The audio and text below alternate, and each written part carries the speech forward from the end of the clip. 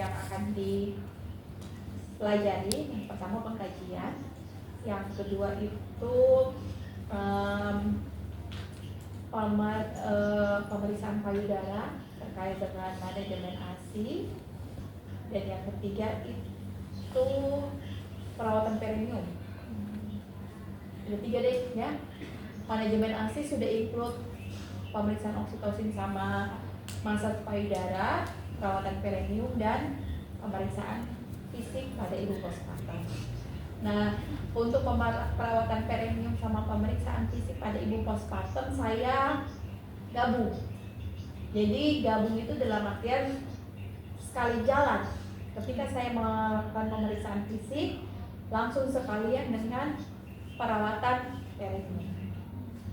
Oke? Iya, Nas. Nah, tujuan dari pemeriksaan fisik yang pertama itu untuk mengetahui hal-hal yang mungkin muncul setelah selesai persalinan. Contoh misalnya nyeri, terus gangguan saraf, terus gangguan uterusnya, terus ada tanda-tanda infeksi, terus perdarahan dan sebagainya. Kalau untuk perawatan perineum juga sama, lebih ke arah mencegah infeksi. Sehingga tolak ukurnya adalah pemeriksaan menggunakan skala Veda. Terus kalau payudara atau manajemen laktasi itu lebih ke arah bagaimana caranya kita memastikan atau membuat ibu untuk produksi ASI-nya berlimpah. Sampai dia ada yang bertanya? Nah,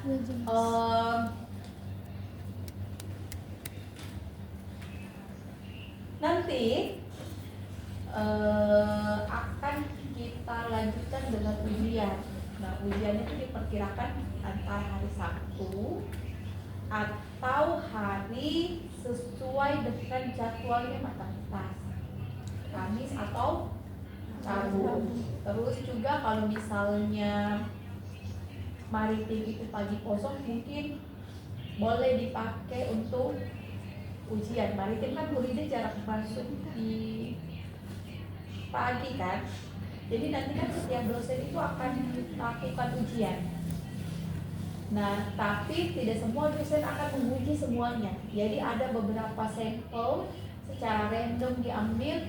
Misalnya di kelas kalian 12 orang itu ujian sama saya. Nah, kalau kalian sudah ujian sama saya, berarti nanti tidak ujian di nursery ini, Bolida sama Nursika. Paham sampai sini? Iya, Nas. Paham. Jadi cuma perwakilan saja beberapa orang. Dan ujiannya itu diestimasikan 5-10 menit. Untuk 2 prasat yang sudah dibagi itu, 2 prasat besar. Sampai sini ada pertanyaan? Untuk jam kemaritiman itu kan di hari Senin itu mau turun PNS. Iya. Bu Yuri Ada tukar. Jadi jam itu ditukar, untuk kemaritiman itu akan dipakai oleh jamnya kewarganegaraan. Karena jamnya kewarganegaraan itu akan turun PNS di jam 8 sampai jam 10. Tapi kewarganegaraan masuk ya biasanya? Iya, selalu masuk. Ada lagi planning work. Sebenarnya itu ujian bisa kita laksanakan minggu depan, hanya saja karena saya ada kepentingan mau keluar kota dan dalam waktu yang cukup lama, terus kalian Aika di minggu ketiga November takutnya gak keburu. Jadi mohon bantuan dan kerjasamanya, bisa carikan saya waktu sebelum tanggal 6 untuk kita ujian. Untuk yang perwakilannya itu ujian sama saya. Nah, carikan saya waktu. Kalau bisa langsung 3 kelas, perwakilan 3 kelas. Jadi nanti untuk misalnya kalian kontrak waktu ke saya hari Selasa ujian.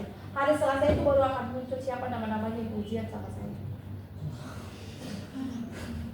Iya, kan harus belajar semua. Hari Selasa itu baru akan muncul nama-nama yang ujian sama saya. Bukan saya sampaikan di awal. Tapi kita kasih waktu langsung tuliskan ini ya ujian pelaksana. Bisa? Bisa lah. Angkatan seniormu aja bisa, masa kamu? Bismillah bisa. Oke ya. Buka buku panduan SOP yang sudah saya.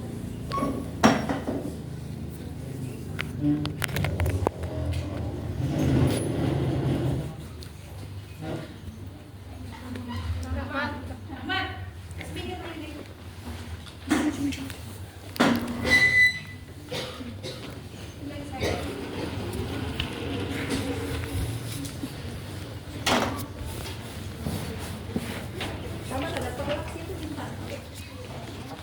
Jadi di pemeriksaan fisik itu apa namanya, kalian pada saat ujian akan berfokus pada 3 tempat saja. Yang pertama di area payudara, di area dada, perut, sama sistem reproduksi di area kewanitaan. Jadi nanti pada saat mulai ujiannya nggak usah lagi dari kepala sampai kaki, tapi lebih ke arah dada, perut, sistem reproduksi, sama ada bagian kaki satu tindakan. Terus alatnya kalau untuk pemeriksaan fisik pada ibu postpartum, alat dasarnya sih tensi. Alat dasarnya cuma tensi kayaknya, sama handscoon. Tetapi karena ini kita mau satukan dengan pemeriksaan perawatan perineum, jadi ada alat yang harus disediakan. Yang pertama ada bengkok untuk tempat sampah, ada bak instrumen nanti isinya kapas sama pinset anatomi, ada kom nanti isinya cairan NaCl, sama ada NaCl, handscoon sudah ya.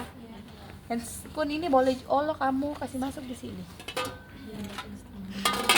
Oke, sama perlak. Sudah. Nah, di SOP yang saya kirimkan itu dia perawatan perineumnya menggunakan pispot, air hangat, sabun, sama handscoon. Nah, itu yang tidak kita laksanakan, tetapi yang kita ganti menggunakan NaCl, bengkok, kom, bak instrumen, isinya handscoon sama pinset anatomi, dan perlak. Paham? Jadi ujiannya pakai yang ini ya. Iya, nurse. Harus selanjutnya sudah ya semua. Oke ya, kita mulai dari tahap preinteraksi. Oke.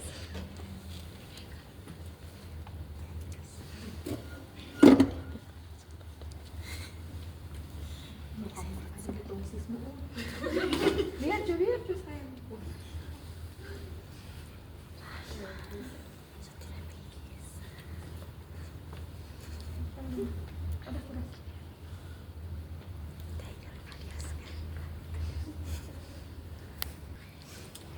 Di tahap preinteraksi penting buat teman-teman sekalian itu meng-cross check data. Pastikan pasien yang mau kamu lakukan pemeriksaan itu benar, tahu namanya, terus tahu beberapa diagnosa medisnya, karena dalam cross check data itu mungkin ada hal yang harusnya kita hindari di pemeriksaan fisik tapi kita lakukan, dan itu bisa membahayakan pasien. Terus dalam cross check data juga itu memungkinkan kita untuk terhindar dari kesalahan dalam memberikan tindakan kepada pasien. Itu hal simpel tapi bisa berdampak fatal, dan saya pernah melakukan. Jadi saya yaitu harusnya up infus di bed A, ku up infus di bed B, maka mengamuklah keluarganya. Untungnya sementara marah keluarganya sudah ditelepon sama dokter DPJP-nya, oh ini sore ini pulang. jadi tidak jadi marah. Nah itu adalah salah satu tindakan yang memang benar-benar karena kita tidak perhatikan reka medisnya pasien, kita melakukan tindakan yang salah. Oke. Terus kalau kamu sudah tahu pasien, tahu tindakan apa yang mau dilakukan. Misalnya kalau disuruh melakukan pemeriksaan fisik sama perawatan perineum, silakan sediakan alat yang kamu butuhkan.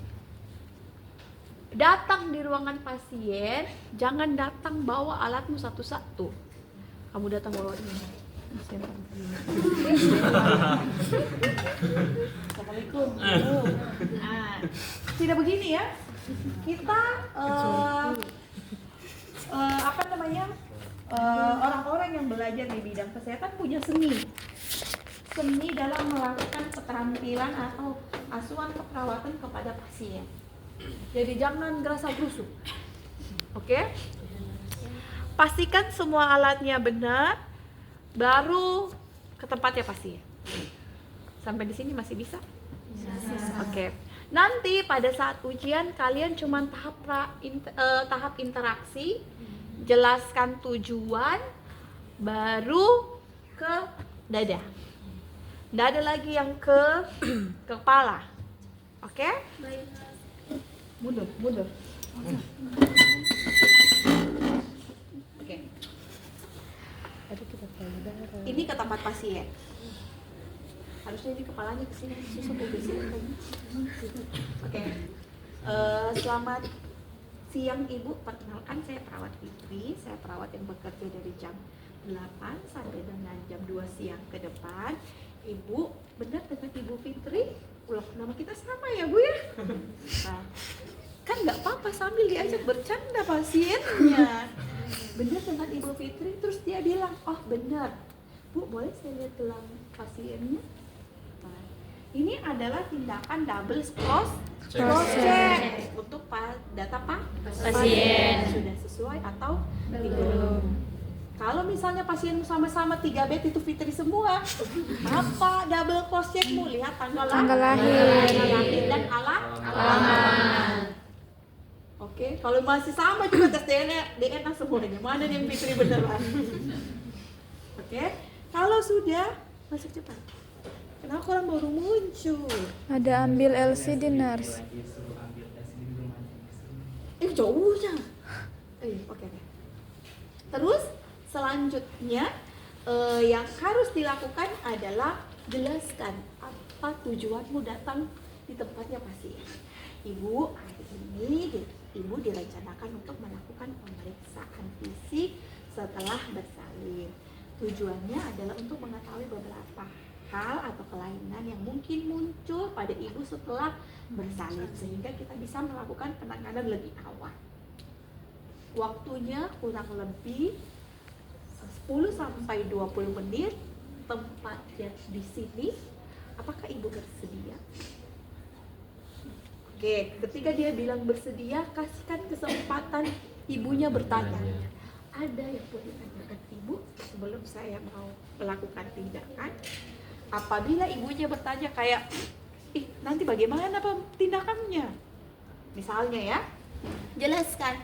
Oh Ibu, nanti kita akan melakukan pemeriksaan dari kepala sampai dengan ujung kaki. Ada beberapa bagian dari tubuh Ibu yang memang harus kami cek, kami periksa sehingga ketika nanti Ibu tidak nyaman dan untuk menjaga privasi Ibu, kami akan pasang lampiran. Seperti itu. Bagaimana Ibu? Sudah jelas? Kalau dia sudah bilang sudah jelas, sekarang oke. Sebelum memulai, lakukan dulu hal-hal yang memang harus dilakukan sebelum mengubah posisi. Dalam artian, karena kan nanti kita mau tekan-tekan area perutnya toh. Ibu, sebelum saya mulai mungkin Ibu mau pipis dulu. Suruh dia ke kamar mandi pipis. Oke, mungkin kamu mau ukur tinggi badan, berat badan 1 kali. Karena itu posisi berdiri semuanya. Mau tensi 1 kali karena bisa di dalam posisi duduk. Jadi lakukan satu posisi semuanya. Jadi ibunya tidak bangun duduk berdiri, bangun duduk berdiri. Kalau sudah, baru ke pengkajian yang memang satu posisi juga. Sampai di sini bisa? Oke. Dalam melakukan pengkajian beta-beta ya. Permisi ketika mau sentuh-sentuh area tubuhnya ibu. Oke. Apa tadi aku mau bilang? Sebelum itu lakukan dulu anamnesis. Tanya dulu keadaannya. Ibu apa keluhannya? Nanti ada rencana mau pasang kontrasepsi tidak? Kalau mau pasang kontrasepsi itu terlambat apa gimana? Kalau mau pasang kontrasepsinya yang mau jenis apa? Nah, terus tanya ada keluhan nyeri di area-area mana? Pokoknya tanya semua keluhannya. Habis itu baru melakukan pengkajian. Silakan tutup sampiran, pasang handscope.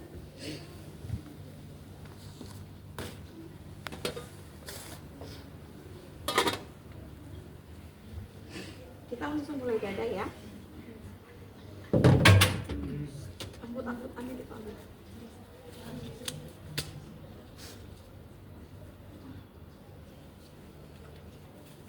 Cuci tangan dulu ya, jangan lupa. Iya, cuci tangan. Oke. Ibu izin ya, saya buka di area dada. Ini kami mau cek bagian payudaranya untuk melihat apakah sudah ada produksi ASI atau belum. Nah, kalau kalian mau melihat bagian-bagian tertentu, jangan buka selimutnya dari atas sampai kaki. Cukup di part-part tertentu saja. Jadi kalau kamu cuma mau di payudara, di bagian dada, silakan turunkan selimutnya sampai sini. Oke? Terus lepaskan atau minta ibunya melepaskan pakaian atau kamu bantu. Prinsip dasarnya kita selalu memandirikan pasien. Kalau pasien bisa sendiri tanpa ada kendala dalam artian selang infusnya tak lepas kah, infusnya tak cabut dan sebagainya, dibiarkan pasien sendiri dengan arahan dan awasan dari kita. Kalau memang pasiennya tidak mampu sendiri ya kita bantu. Oke, ini dilepas. Nah, di bagian dada sama metodenya, pakai 4. Inspeksi, palpasi, perkusi, sama auskultasi. Pada auskultasi, pada inspeksi, perhatikan secara keseluruhan bagian dada, termasuk payudara. Terus selanjutnya, perhatikan simetris payudara yang kiri dan yang kanan. Yang kiri dengan yang kanan. Lakukan pemeriksaan atau tahap palpasi di bagian area terjauhnya pemeriksa. Lebih dulu. Jadi lebih dulu periksa di bagian area terjauhnya si pemeriksa. Berarti kalau saya sebelah sini, area terjauh saya sebelah kiri. Berarti itu dulu yang diperiksa. Jangan cari yang dekat dulu, yang jauh dulu, sehingga pada saat itu akan memudahkan di area yang dekat. Habis lihat bentuknya tidak ada, bentuknya simetris, tidak ada memat, tidak ada bengkak, tidak ada jaringan sikatrik. Tahu jaringan sikatrik? Sikat WC. Oke. Dilanjutkan dengan palpasi. Nah, palpasi itu bukan meraba ke negatif sekali itu pengantar katanya, menyentuh, disentuh. Karena kita mau sentuh ini area yang sensitif, yang pertama kita palpasi itu apakah asinya keluar, apakah sudah terjadi produksi ASI atau belum. Tandanya apa? Dengan ditandai dengan kerasnya di area payudara. Jadi untuk menyentuhnya pun juga jangan asal kamu pegang begini ya. Ada caranya begitu ya. Cukup dengan begini. Oh iya. Jangan juga kamu. Jadi cukup dengan begini. Nah, kalau misalnya dia mulai kencang, mulai keras, oh berarti sudah ada tanda-tanda produksi Produksi. ASI. Terus diikuti dengan memastikan benar-benar sudah ada apa belum dengan melakukan pemencetan pada puting susunya. Nah, dipencet kayak gini. Nah, untuk pemencetan puting susu itu kan agak sedikit sensitif ya. Jadi, boleh minta pasiennya yang pencet. Ibu bisa dipencet puting susunya, nanti caranya begini. Ibu tekan sampai keluar, tekan dengan beberapa dengan kekuatan tertentu sampai muncul ASI-nya keluar. Jadi kalau misalnya, biasanya kan ibu kalau tidak dicontohkan dia agak takut mau pencetnya agak kuat. Jadi boleh kita contohkan dulu di bagian sini. Jadi nanti dia sudah bisa merasakan, oh begini kekuatannya, begini agak sakitnya. Terus dia contohkan di sebelah kanannya, sebelah kirinya, atau ASI yang payudara yang lain. Sampai situ bisa? Nah, nanti lanjutkan dengan auskultasi. Auskultasi itu melakukan pemeriksaan bunyi jantung sama suara nafas. Jadi nanti pemeriksaannya mulai dari IGA kedua, antara IGA pertama dengan IGA kedua modelnya zigzag. Saya tidak jelaskan itu lebih dalam ya, karena itu kan seharusnya sudah dari pemeriksaan fisik KDM toh? Ya. KDM. Kebutuhan dasar manusia. Tidak ada praktikumnya. Ada pemasangan ini Pemeriksaan fisik umum. lebih pada CSR tentang PMS. Belum ada tentang PMS. Bukan harus Itu video bukan Masa kan? Iya, tapi tidak ada DPC. Ada tuh pemeriksaan fisik dari kepala sampai kaki. Ada. Saya nggak mau nyangkut ke situ karena itu membuang waktu biasa. Nah, untuk cara auskultasinya tuh, untuk cara ya auskultasi itu kalian mesti tahu caranya. Jadi jangan pasang di atas sininya karena kan ada payudaranya toh, jadi nggak akan bisa mendengar. Nanti hasilnya bias.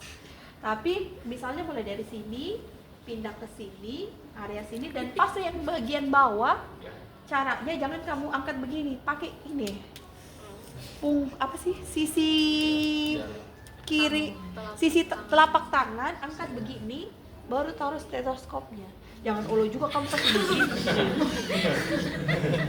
Tapi pakai sisi ininya ya, pakai sisi ini, baru diukur. Begitupun dengan perkusi. Perkusi pun juga begitu. Di dekat gini ke ininya pun juga jangan kamu begini saja. Taruh di bawahnya baru ketuk. Sama pemeriksaan lapang dada. Lapang dada itu kayak mengetahui sejauh mana organ apa ya, paru-paru apa ya, paru-paru sejauh mana organ paru-paru itu Aku di bawah. gitu, lupa. Pokoknya yang untuk yang dada itu harusnya kan dipasang tangan begini, terus dia nyebut 888 777 sehingga kita bisa tahu getaran dada setelah dia mengucapkan angka atau kata yang sudah kita tentukan. Jadi di ibunya jangan kamu begini, ini percuma, nggak akan kamu bisa rasakan getarannya, tetapi kamu cukup begini.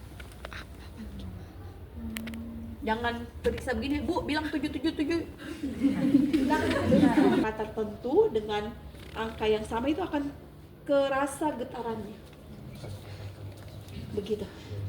88 boleh, 99 boleh, tapi jangan bilang togel. Beda toh?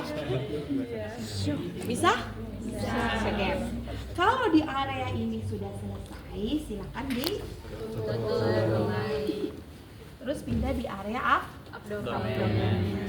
Di abdomen sama pakai 4 metode: inspeksi, perkusi, auskultasi. Kalau di abdomen dia urutannya inspeksi, auskultasi, perkusi, baru palpasi. Palpasi terakhir. Kenapa palpasi? Kenapa palpasi itu terakhir? Karena kalau kamu palpasi di awal, ketika kamu tekan-tekan perutnya, kemungkinan itu akan mempengaruhi peristaltik ususnya, sehingga kamu akan bias mendapatkan data bising usus.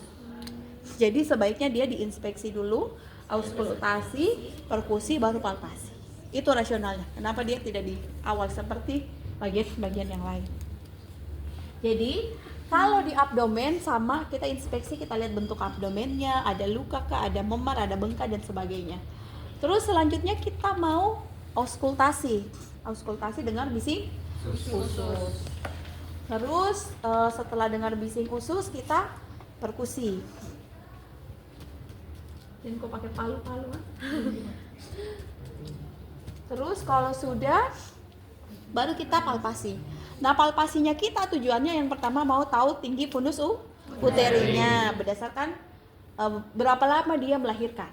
Yang kedua mau tahu konsistensi dari uterusnya. Dia keras, lembek atau apa? Terus mau tahu ini ada posisi uterusnya, dia di kiri kah, di kanan kah, atau di mana? Nah, caranya adalah dia mirip seperti melakukan pemeriksaan Leopold I. Dia itu posisinya sebelah sini, bukan begini ya. Dia posisinya begini. Mulai melakukan atau mengumpulkan area untuk ditarik ke bawah. Jadi posisinya tuh begini. Tangannya tuh begini ya mengumpulkannya, bukan begini, ini sakit. Begini sakit. Jadi pakai begini, 3 atau 4 jari. Jadi dimulai dari sini. Dikumpul. Terus kalau sudah dikumpul kayak gini turunkan. Tekan. Makanya kenapa dibilang pipis dulu, Bu. Jangan sampai saya lagi sementara menekan, bisa mau kencing, Sos. Kan tidak lucu. Dia harus ke kamar mandi lagi, makanya suruh pipis. Kalau misalnya waktu disuruh pasiennya pipis terus ditekan dia tidak merasakan pipis, dan pada saat kita tekan begini kita sudah raba misalnya, oh tinggi TFU-nya karena dia baru 2 hari setelah melahirkan sudah di bawah pusat atau jari di bawah pusat, berarti masih normal toh. Oh ternyata konsistensi uterusnya lunak. Karena kan itu akan teraba lunak atau tidak. Terus lunak dan posisinya di kiri, berarti kan kemungkinan dia ada masalah di bagian organ pekemihannya. Karena posisinya dia harus di tengah dan konsistensinya keras. Oh iya, dapat satu masalah. Ibu sudah berapa lama tidak pipis? Tanyakan pasiennya. Nah nanti setelah itu baru lakukan pengeluaran air kemih, baik itu di secara stimulus atau pakai kateter. Sampai sini sudah? Aman? Aman. Kalau ini sudah dirapikan. Oke, Ibu izin saya mau melakukan pemeriksaan di bagian area kewanitaannya. Suku bilang bata beta hade. Nah, kalau mau periksa di area kewanitaan jangan olo juga kamu bukalah sesuai dengan kebutuhan. Boleh bukanya dari atas atau boleh bukanya dari bawah. Nah, kita dari bawah. Dan juga aku kasih begini selimut muat. Begini. Oke kan? Nah, posisi kakinya ibu adalah posisi kaki litotomi. Tahu posisi litotomi? Berarti kakinya ditekuk gini ya? Anu tuh biasa jadi sedang kompresi. Tinggal ditambah flash. Video dulu satu orang. Jangan. Oke. Terus yang selanjutnya adalah kita lakukan cuma ada 2. Gue tumpah. Inspeksi sama palpasi. Nah, untuk perawatan perineum dikhususkan untuk pasien-pasien yang pada saat persalinan itu episiotomi atau ruptur. Karena nanti kita mau melakukan perawatan perineum sekalian kita pasang telur. Ini ada perlak. Nah, pasang perlak itu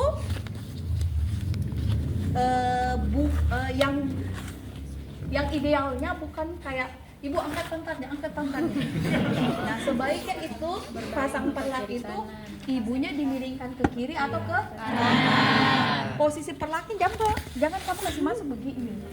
Tetapi ini harus digulung seperti ini, taruh di posisi sebelah kirinya atau kanannya, baru ini lepas begini. Bayangkan kami sampai begini dia aja. Oke ya. Terus selanjutnya pasang perlak di sini ya. Ya kalian menyesuaikan saja. Posisi Lito. Yang pertama kita inspeksi. Lihat area kewanitaannya. Selain melihat area kewanitaannya, perhatikan kan nanti kita suruh dia buka pakaian dalam toh, atau kita buka pampersnya. Lihat apakah jumlah darahnya dulu. Dia lokea apa, jumlah darahnya berapa banyak. Terus lihat di area kewanitaannya, khususnya di bagian perineum. Nah, perineum itu khususnya di area perineum yang menjadi objek utama kita melakukan pemeriksaan. Nah, habis itu kita palpasi. Palpasi itu dengan cara menekan.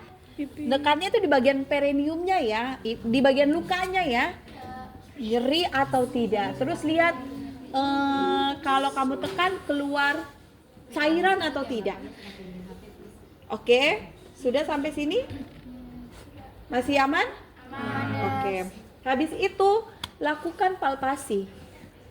Iya, palpasi. Tadi masih tahap palpasi kan? Dekatkan ini. Bengkok. Bukakan dulu 2 lembar.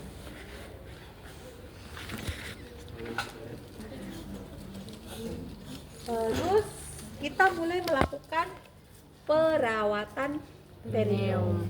Nah, tadi kan diinspeksi sama palpasi di awal, kalian harus sudah bisa tahu tanda-tanda infeksi dengan skala Reda. Tahu skala Reda? Nah, sekarang mulai dilakukan pembersihan. Nah, ini seharusnya yang ada cuman pinset anatomi. Jangan pakai pinset kirurgis. Kalau ini itu untuk menjahit luka cocok, karena dia bisa mengikat jaringan dengan kencang. Kalau ini tidak dianjurkan untuk dipakai. Jadi ini untuk bagian pembersihan saja. Jadi pakai kapas, dicelupkan di larutan, terus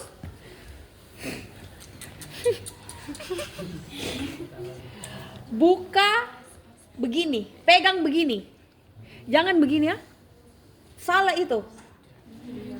Buka begini, dibuka ya, dibuka, terus baru dibersihkan dari atas, dari dalam keluar, dari atas ke bawah, 1 kali usap. Nah, harusnya buang, tapi ini masih bisa dipakai, pakai sisi yang sebelah sininya lagi. Nah, buang, ambil lagi, bersihkan lagi. Sudah? Nah, perineum itu yang ini ya. Ini loh, ini antara lubang vagina sampai anus, ini perineum. Ini perineum ya. Oke, sudah. Tidak lama saya grogi menjelaskan sama kalian, ya Allah. Sekalian tadi pada saat diinspeksi, perhatikan dengan anusnya.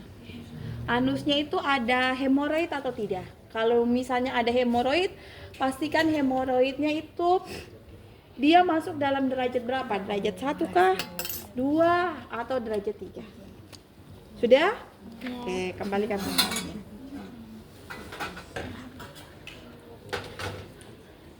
Terus kalau kamu langsung mau bantu ibu ganti pakaian dalamnya, silakan. Bu, mau sekalian digantikan pampersnya? Kalau ibunya bilang gak usah, dipakaikan kembali. Kalau bilang sekalian, mana pampersnya bu, biar saya bantu untuk memakai. Sudah sampai sini? Ya, Nas. Oke. ini diamankan dulu. Tutup. Di bagian kaki. Di bagian kaki itu ada yang namanya pemeriksaan tanda-tanda Hoffman sign, bukan Hotman Paris. Hoffman sign. Oke. Nah, itu tujuannya adalah untuk mengetahui apakah ada terjadi DVT. DVT itu deep vena thrombosis. Jadi terjadi kayak penyumbatan di area vena. Vena besar ya, khususnya di ekstremitas. Jadi cara mengukurnya itu nanti minta ibunya mengangkat satu kaki, terus kalian bisa pegang area sini atau area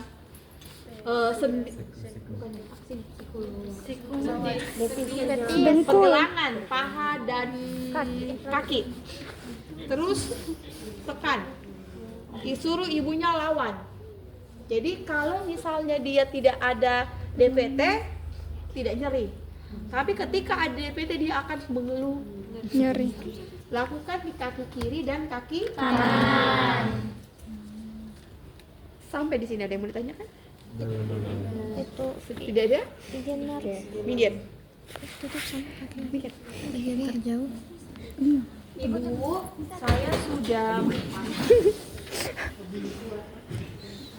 Ibu, saya sudah melakukan pemeriksaan. Tadi itu hasilnya pada saat diperiksa di area payudaranya aslinya belum keluar ya Bu ya. Sudah dipencet juga ternyata belum. Nanti mungkin rekan saya di jam sekian akan datang untuk memberikan pijat oksitosin atau pijat masas payudara untuk membantu ibu biar produksi asinya bisa keluar dengan lancar. Nah, untuk di bagian jalan lahirnya Bu yang dijahit tadi itu, nah bagus Bu, tidak ada kemerahan, lukanya juga ditekan tidak ada cairan walaupun masih ada nyeri, tapi itu akan berangsur menurun dan membaik selama proses pemulihan. Mungkin dari pekajian fisik kita pada pagi hari ini cukup ya Bu ya. Ada yang mau ditanyakan Bu? Bagaimana perasaannya Bu setelah saya melakukan pengkajian fisik? Misalnya dia bilang, oh iya tadi agak terasa nyeri pada saat dipalpasi, misalnya bagian perut, oh iya Bu memang harus seperti itu karena kalau tidak ditekan kami tidak bisa meraba area uterus. Bu, saya balik ya Bu ya, nanti kalau ada pemeriksaan lagi akan kami konfirmasi, semoga cepat sembuh. Oke, pulang, baru tinggalkan rumah. Dokumentasinya nanti di rumah. Apa yang harus dokumentasi? Yang pertama waktu pemeriksaan, pasiennya siapa, pemeriksa siapa, dilakukan di jam berapa, tindakannya apa. Sampai sini ada yang bertanya kan? Kalian itu belum ini meragukan. Sudah selesai. Masing-masing juga kamera.